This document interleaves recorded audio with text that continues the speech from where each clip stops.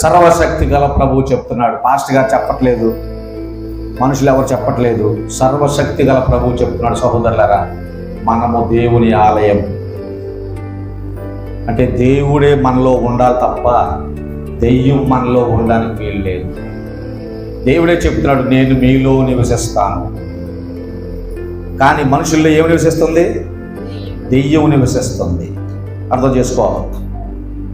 నీలో దేవుడు నివసిస్తున్నాడా దెయ్యం నివసిస్తుందో నువ్వు తెలుసుకోవాలంటే ఈ భక్తి సరిపోదు. ఇక్కడ మనందరికీ ఈ భక్తి సరిపోదు. ప్రతి మనిషి నువ్వు బాప్తిజం పొందియవచ్చు, 20 సంవత్సరాలు చర్చకొచ్చేయచ్చు, కానీ నీలో నివసించేది దెయ్యమా దేవుడా అనేది తెలుసుకోవాలంటే ఈ భక్తి నీకు ఇంకా చాలదు. దేవుడే స్వయంగా చెప్తున్నాడు, నేను మీలో నివసిస్తాను అని చెప్తున్నాడు. సహోదరులారా, దేవుడు మనలో నివసిస్తే మనం ఖచ్చితంగా పరలోకానికి వెళ్తాం. దేవుడు మనలో నివసించాలంటే మనము ఉన్న ఈ స్థితిలో దేవుడు మనలో నివసించడం. ఎందుకంటే ఆ దేవుడు పరిశుద్ధుడు.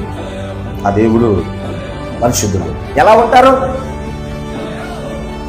నీలో అనగా మనుషుల్లో ఈ లోక సంబంధమైన మాలిన్యమంతా నింపేసుకొని దేవుడా నాలోకి వచ్చేయంటే దేవుడు రాడు, వచ్చి నా ఉండడు.